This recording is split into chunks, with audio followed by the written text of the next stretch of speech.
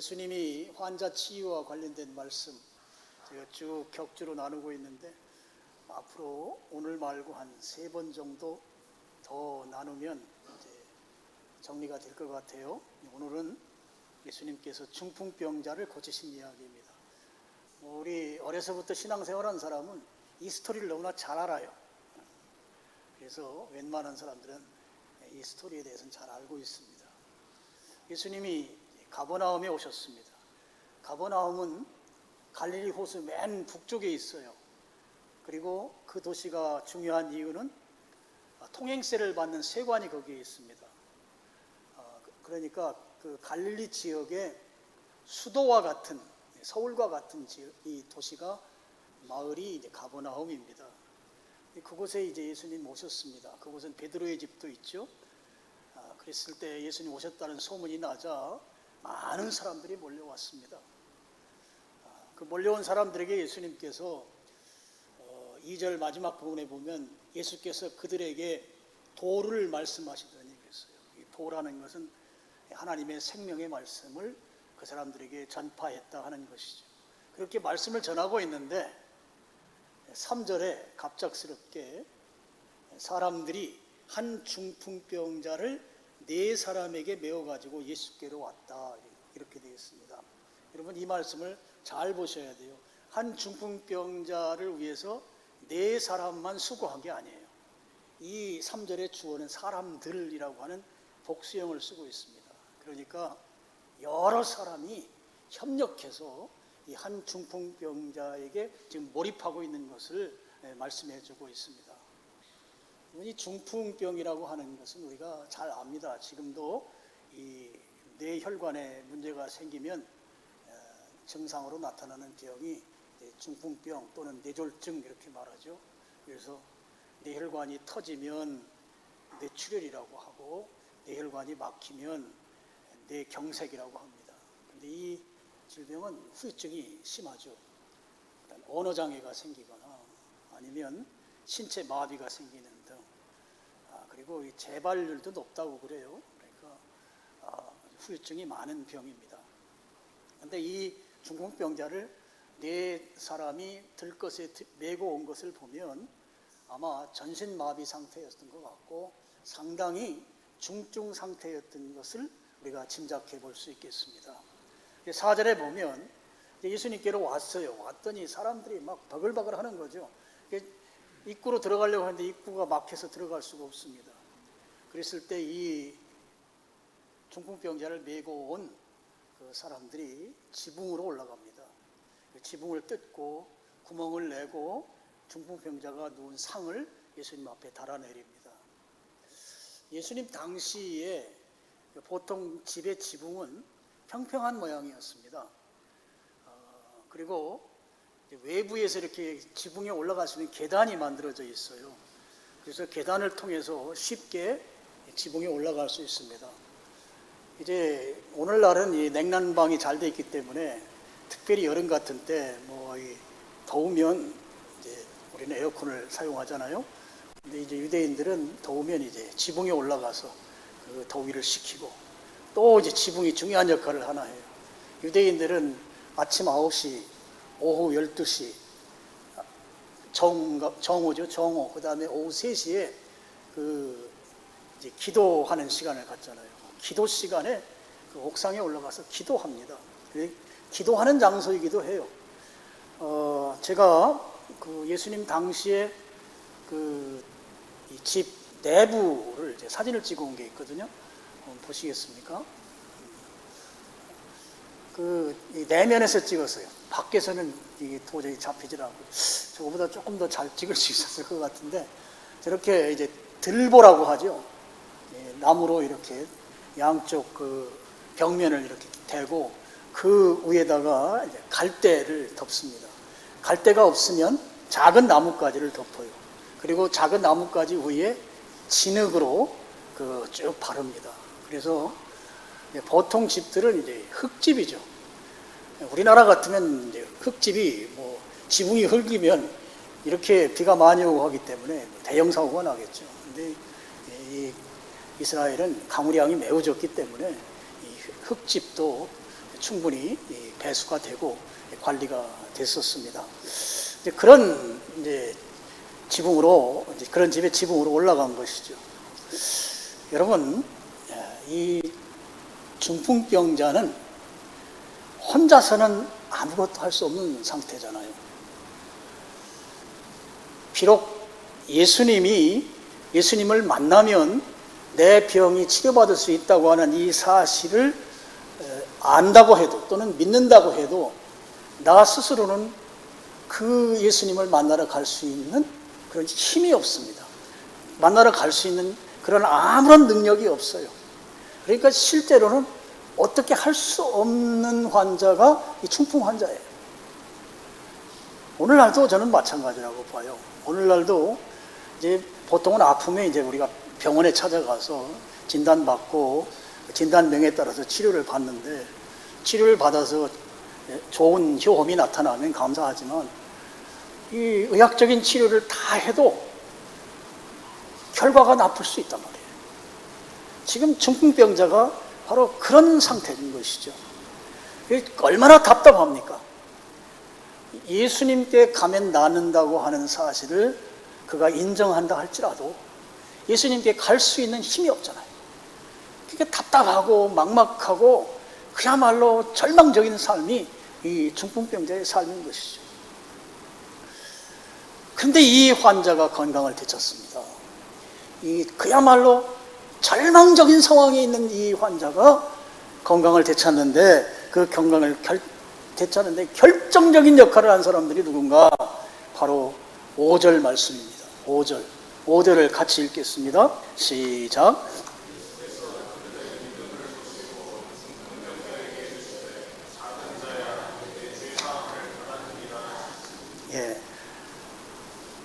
예수께서, 그들은 예수님을, 중풍병자를 예수님 앞에 이 들것에 의해서 이렇게 내려오게 만들었던 그 사람들을 말하는 거예요.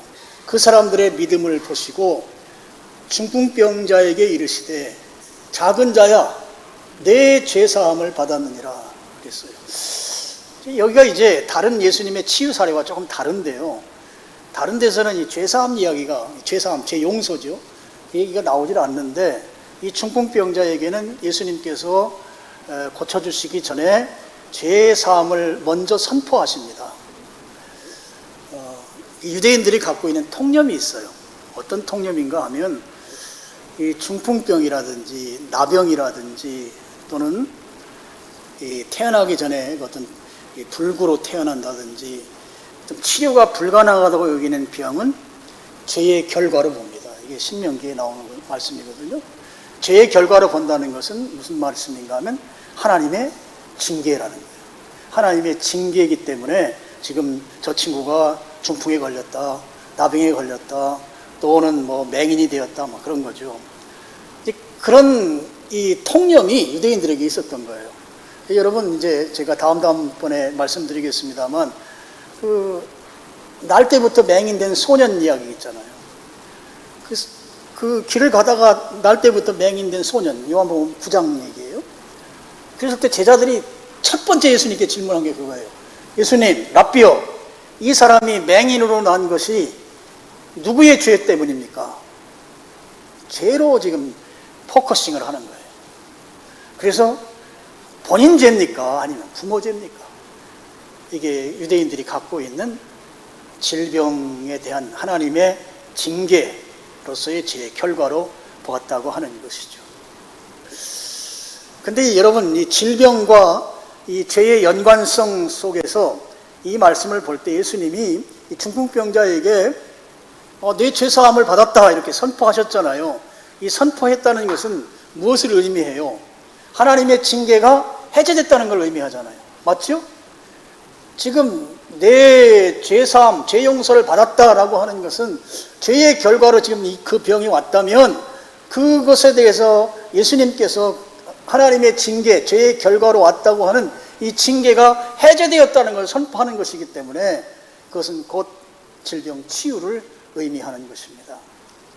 그랬더니 이제 6절 이하에 6절부터 10절까지도 이게 또 한편의 설교가 나오는 거여서 제가 간단하게만 설명하겠습니다. 6절 이하 예수님의 이 제사함 선언, 제용서 선언에 대해서 부정적으로 반응하는 사람들이 나옵니다.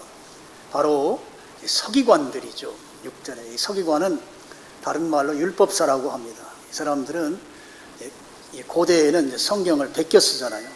베껴 쓰는 일을 하고 또 성경을 연구하는 일을 하는 그런 사람들이고, 율법을 가지고 있기 때문에 유대인들에게는 상당한 권력을 갖고 있는 사람들이에요. 서기관이 그냥 베껴 쓰는 일만 하는 필경사가 아니라고요. 상당한 권력자들입니다. 주로 바리새인들이 이 서기관 역할을 했습니다. 그런 사람들이 예수님의 이 제사함 선언에 대해서 하나님을 모독하는 것이다 하면서 대들고 있지 않습니까? 저는 예수님께서 지금 이 중풍병자에게 죄사함을 선포한 것은 적어도 3가지 교훈을 우리에게 주기 위해서 죄사함을 선포했다 그렇게 봐요. 첫 번째는 질병의 근원적 원인이 죄라는 것이다 하는 거죠. 그래서 여러분, 내가 어떤 질병에 걸려 있으면 먼저 자기 자신을 돌아봐야 돼요. 나를. 그래서 내가 하나님 앞에, 우리가 모르고 하나님 앞에 죄 짓는 건 어쩔 수 없지만 의도적으로, 고의적으로 짓는 죄들이 있습니다. 내 신앙 연조로는 이렇게 하면 안 되는데 하면서 이렇게 하는 경우들이 있단 말이에요. 그런 것들을 하나님 앞에서 회개해야 돼요. 모든 질병의 근원적 원인이 죄로 말미암는 것이다. 그리고 또 한 가지 교훈은 궁극적으로 영혼 구원이 이루어져야 참된 치유가 일어난다 하는 거예요. 지금 죄 용서를 선포한 것은 다른 말로 영혼 구원입니다. 그러니까 그리스도인이 되는 것이죠. 그 모든 질병의 이 치유, 참된 치유라고 하는 것은 영혼 구원이 먼저다 하는 거예요. 여러분, 그래서 이 아픈 분들에게 우리가 먼저 그분들에게 권면할 것은 예수님을 믿을 것을 권면해야 돼요. 예수님을 믿는 것이 우선입니다. 왜냐하면 영혼 구원이 이루어질 때 참된 치유가 일어나기 때문에 그렇습니다. 예수님 믿는 것을 통해서 참된 치유가 일어난다. 2번째 교훈이고요. 3번째 교훈은 이제 쭉 밑에 나오는 내용들인데요. 바로 예수님이 하나님이시다라고 하는 것을 선포한 것입니다. 예수님은 질병만 치유하는 당시에 주술사들이라든지 마술사들이라든지 그런 분이 아닌 것이죠. 죄를 사하는 권세가 있다고 하는 것, 이건 하나님만 할 수 있는 것입니다. 그러니까 이 서기관들이 신성 모독한다고 막 도전하잖아요. 그래서 예수님이 바로 하나님이신 것을 널리 알리기 위해서 이 죄사함을 선포한 것이다. 그렇게 예수님께서 죄사함, 죄용서를 말씀하신 후에 중풍병자에게 11절, 내가 내게 이르노니 일어나 네 상을 가지고 집으로 가라 하시니 12절, 그가 일어나 상을 가지고 모든 사람 앞에서 나가거늘 그들이 다 놀라 하나님께 영광을 돌리며 이르되 우리가 이런 일을 도무지 보지 못하였다 하더라. 여러분, 이게 우리가 11절, 12절 간단하게 쓰여 있지만 이걸 조금만 의학적인 관점으로 보면요, 이게 불가능한 일입니다. 왜냐하면 여러분 혹시 골절 당한 적 있으신가요? 그래서 기부스를 하면 이 기부스를 풀었을 때 이 힘이 굳어 있어요. 그래서 이 굳어 있기 때문에 이걸 펴는 또 치열한 그 물리치료를 받아야 돼요. 근데 지금 이 환자는 꼼짝도 못하며 누워있던 사람입니다. 그랬더니 예수님께서 야 일어나 내 상 들고 가, 그 말씀하시면서 제가 상상이 되는 거예요. 그의 그 말라 비틀어져 있던 혈관들이 살아나는 거죠. 그러면서 그 모세혈관까지 피가 돌기 시작하는 거예요. 그리고 굳어있던 뼈가, 관절이 막 움직이기 시작하는 거예요. 여러분, 이게 의학적으로 설명이 안 되는 내용입니다. 그러니까 예수님께서 그렇게 권세 있는 말씀으로 이 중풍병자에게 말씀했더니 이 놀라운 일이 일어난 것입니다. 그렇게 해서 이 환자는 건강을 되찾게 된 것입니다. 여러분 개인이나 여러분 가정에 아픈 분들이 있으면 바로 이 중풍병자에게 일어나 내 상을 가지고 집으로 가라 한 이 말씀의 은혜가 임하기를 축원합니다. 축원합니다. 하나님의 은혜가 우리에게 임해야 합니다. 자, 이 중풍병자가 고침받는데 5절에 누구의 믿음이 역할을 했다고 기록하고 있나요? 바로 예수님께 데리고 온 그 사람들의 믿음. 도대체 이 예수님께 데리고 온 그 사람들의 믿음은 어떤 믿음이었을까? 두 가지가 생각이 납니다. 하나는 예수님께서 반드시 고쳐주실 것이라고 하는 믿음이에요. 예수님은 고쳐줄 수 있다. 예수님은 고쳐주실 수 있다. 의사는 못 고쳐도 예수님은 고칠 수 있다. 아멘, 아멘, 아멘입니다. 예수님은 고칠 수 있어요. 이 믿음이 그 중풍 환자를 예수님께 데리고 온 것이죠. 그런데 와보니까 막 예수님 만날 수가 없잖아요. 그 문 앞까지 사람들이 바글바글 하는 거예요. 아, 사람 너무 많아서 예수님 못 만나겠구나. 집으로 그냥 다시 돌아가자. 포기했나요? 네, 포기하지 않았습니다. 오히려 지붕을 뚫고 줄을 달아서 예수님 앞에 달아내렸습니다. 여러분, 이 유대인들의 그 1세기의 그 가옥 구조에서 지붕을 뚫는다고 하면 진흙으로 되어 있잖아요. 그리고 아까도 여러분 사진에 보셨지만 적어도 들보 한두 개는 드러내야 합니다. 그래야 사람이 내려갈 수가 있어요. 그렇게 내려보낼 때 먼지도 날 것이고 소음도 날 것이고 진흙이 막 떨어질 것이고, 예수님은 지금 하나님의 말씀을 지금 전하고 있다고요. 근데 예수님께서 만약에 부정적 반응을 보일지도 모르잖아요. 지금 내가 하나님의 말씀 전하고 있는데 지금 이게 무슨 짓이야? 할 수 있단 말이에요. 그런데 예수님은 반드시 고쳐주실 것이라고 하는 이 믿음이 기꺼이 지붕을 뚫는 그런 헌신을 만들어냈다고 하는 것입니다. 예수님을 만나면 반드시 고침받는다. 예수님을 만나기만 하면 반드시 고침받는다. 이 믿음이 그들로 하여금 거침없이 행동하게 했습니다. 여러분, 확신을 갖길 바라요.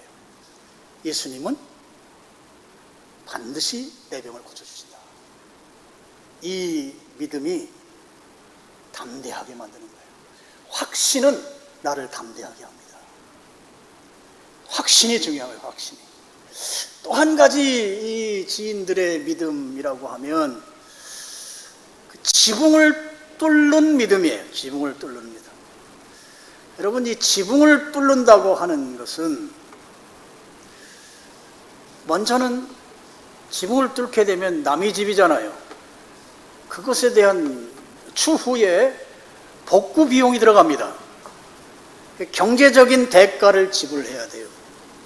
그 대가를 중풍병자가 지불했을까요? 중풍병자가 무슨 수익이 있어요? 데리고 온 사람들이 대가를 지불했을 것입니다.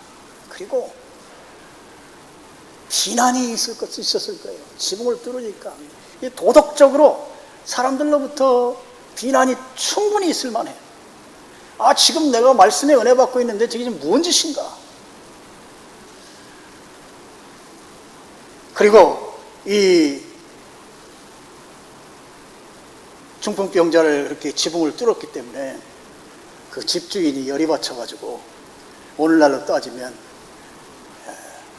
법적으로 소송을 걸 수도 있잖아요. 법적, 도덕적 책임까지 감수하겠다는 그런 믿음입니다. 경제적인 희생, 그 다음에 법적인, 도덕적인 책임도 기꺼이 감수하겠다고 하는 자기 희생적 믿음이었다 하는 것이죠. 그래서 이 믿음으로 중풍병자가 예수님을 대면할 수 있게 만들었고, 결국은 그 환자가 고침받게 되는 놀라운 역사를 경험하게 됐다 하는 것이죠. 자, 오늘 말씀에서요, 중요한 시사점은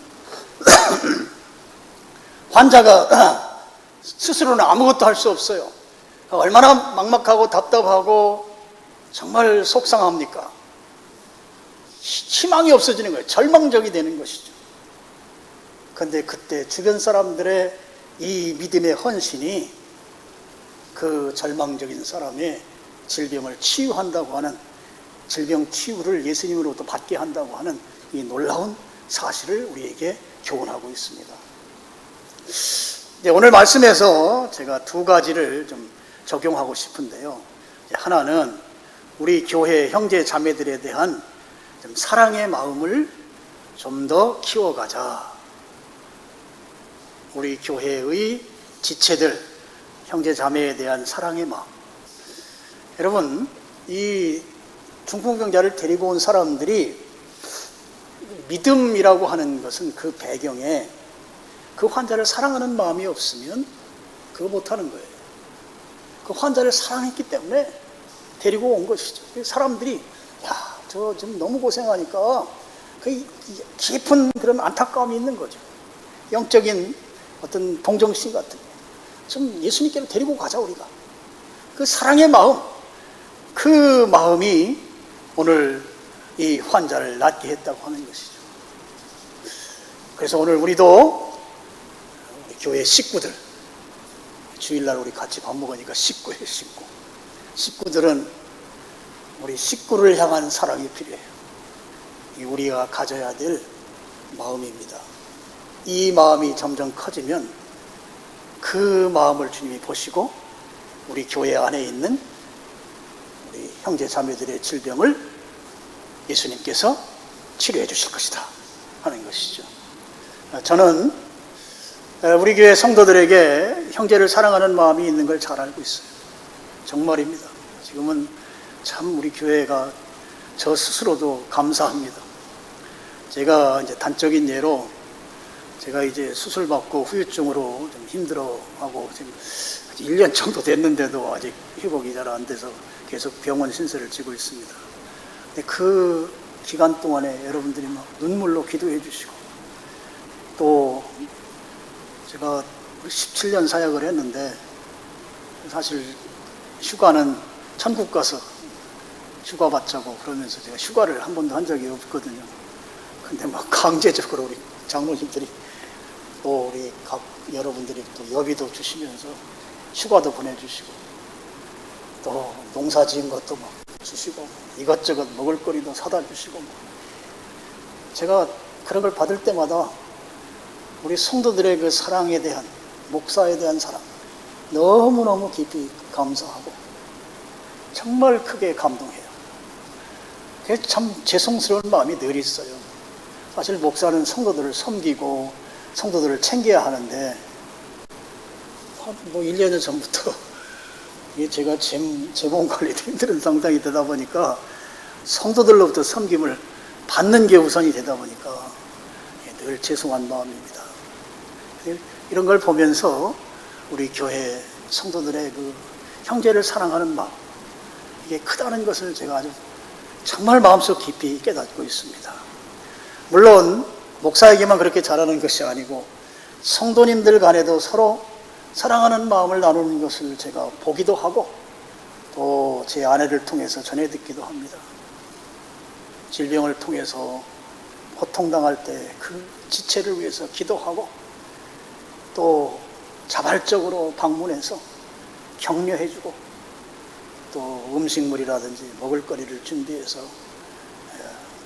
우리 아픈 분에게 전달해주는 등의 모습을 보면서 저는 우리 교회가 여기에 나오는 그 지붕을 뚫었던 그 중풍병자의 지인들과 같은 그런 모습을 많이 닮아 있다고 생각합니다. 제가 꼭 한 가지 언급하고 싶은 게 있어요.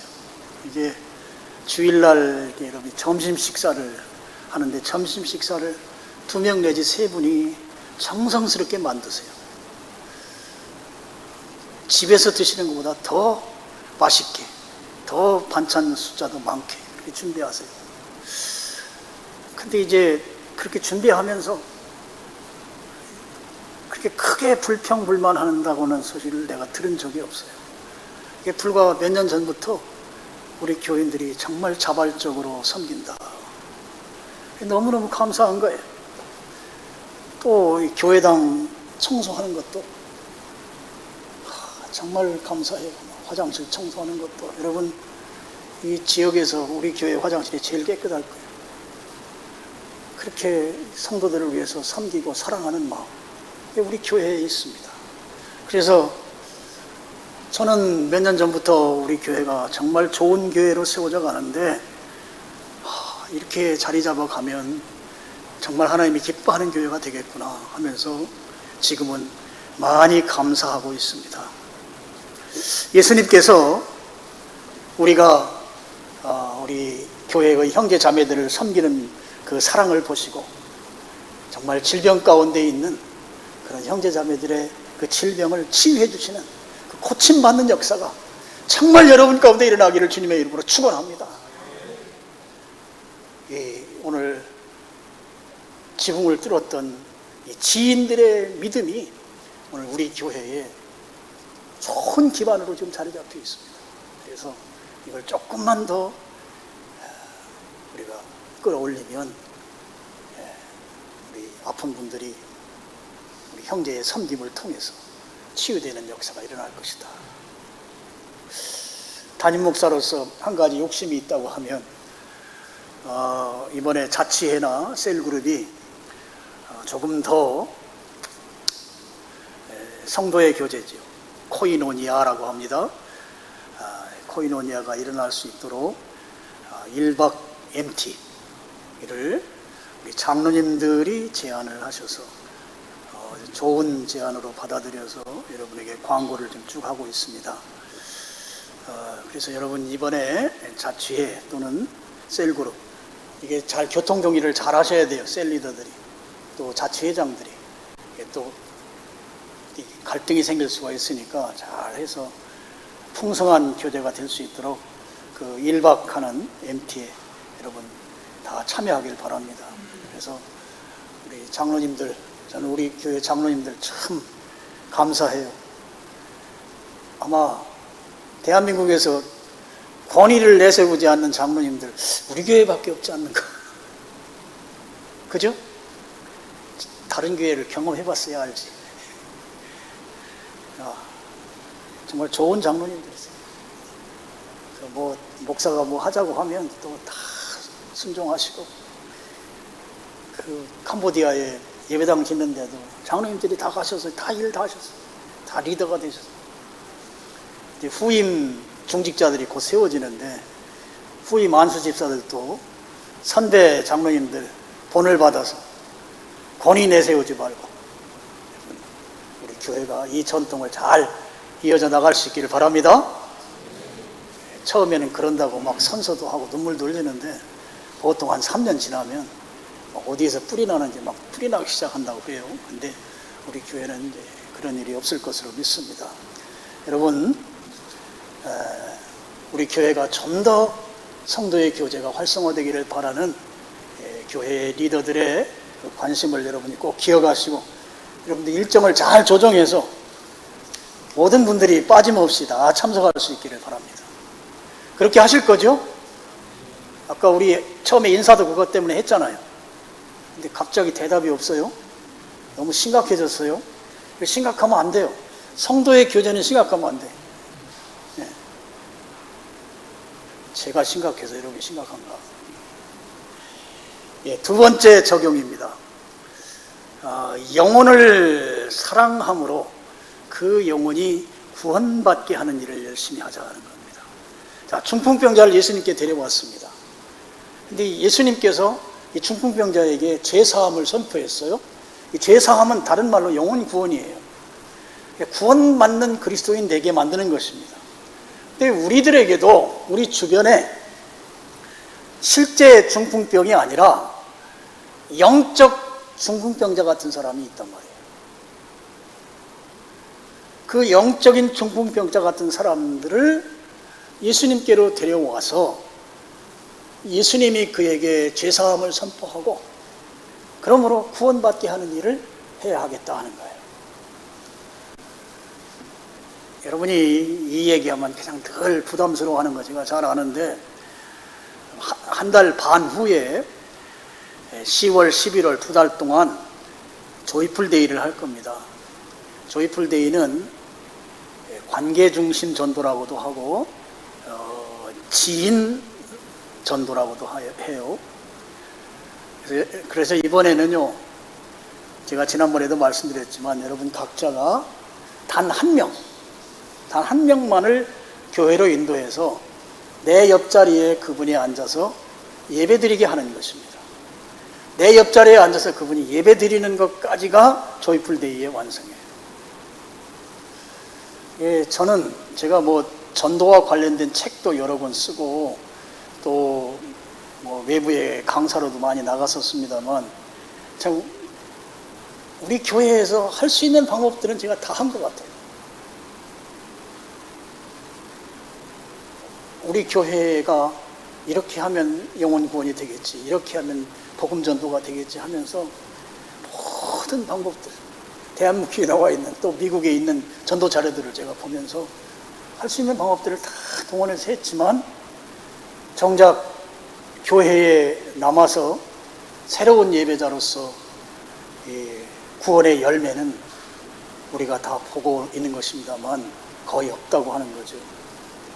그래서 이번에는 한 명 전도입니다. 그렇다고 해서 특정한 날짜에 사람을 데려오는 총동원 전도가 아니에요. 그냥 2달 중에 그분을 만나서 교회로 데려와서, 제가 이게 특정한 날짜를 정해갖고 하고 선물도 주고 했지만 그게 효과가 거의 없어요. 그리고 우리가 전도하기 위해서 정말 많은 비용을 지출했습니다, 지금까지. 그래서 여러분, 이번에 한 명 전도하되 낙심해서 집에서 쉬는 분, 교회를 찾고 있는 분, 또 코로나 때 교회를 떠나신 분, 그리고 내가 꼭 전도하고 싶은 분들을 만나서 다시 교회로 나오도록 권면하고, 그래서 내 옆자리에 앉히는 게 중요합니다. 최소한 6개월 동안은 앉혀야 돼요. 그리고 와서 오셨을 때 바로 새가족 훈련 이런 거 시키면 안 돼요. 이 교회에 와서 적응하는 것이 필요하기 때문에 최소한 6개월 동안은 그냥 예배만 오도록 부담 없이, 그렇게 해서 교회에 대해서 관심을 갖고, 교회가 이런 곳이구나, 또 이 비상항변교회는 이런 점에서 장점이 있구나, 그러면서 공부하고 싶은 마음이 생길 때 그때 권면해서 하셔야 그분들이 부담 안 갖고 교회에 정착합니다. 나는 교회에서 멀리 살기 때문에 전도 대상자가 없습니다. 그런 분들은 교회 주변에 사는 분들과 잘 협의하길 바라요. 그래서 교회 주변에 사는 사람들이 전도 대상자가 1명이기 때문에 2명 있는 분도 있을 수 있고 3명 있는 분도 있을 수 있거든요. 그러면 그분들로부터 한 분을 이렇게 인계를 받으세요. 짜장면 한 그릇 사주시고 한 분을 인계 받는데, 인계만 딱 받으면 안 되잖아요. 내가 모르는 사람이니까. 같이 협력해서 그분을 할 수 있도록. 그래서 제가 10월 달에 여러분들 한 분이 한 명 전도할 수 있도록 쪽지를 여러분에게 나눠드리고 이름을 써내면, 이번엔 조금 죄송스럽지만 제가 웬만하면 이렇게 잘 안 하는데 밖에다가 여러분 이름 옆에 대상자 이름을, 가운데는 0을 치고 그 사람 이름 다 풀네임을 안 쓸 거예요. 그러니까 그렇게 해서 써놓고 2달 동안 진행할 아주 계획입니다. 저를 너무 욕하지 마시고 여러분, 우리 교회가 코로나 이후에 숫자가 확 줄었어요. 이게 다시 회복해야 합니다. 그래서 저도 그렇고 여러분들도 이번에는 한번 합심해서 같이 참여할 수 있기를 바랍니다. 중풍병자를 예수님께 데리고 온 그 지인들의 심정을 갖자. 그래서 영혼 구원하는 일에 지금부터 그런 마음으로 준비하고 기도하고 또 전도 대상자를 또 정하고. 그래서 조이풀데이는 특정한 날짜가 아닙니다. 그리고 제가 지금 이제 새로 오시는 분들에 대해서는 요즘은 다른 거 선물하면 별로 의미가 없어서 그냥 먹는 걸 선물할 건데, 제가 지금까지 먹는 거 선물한 것 중에 광천김이 제일 좋은 것 같아요. 광천김. 그 집 전화번호를 내가 안 갖고 있어가지고 광천김을 드리도록 이렇게 할 계획입니다.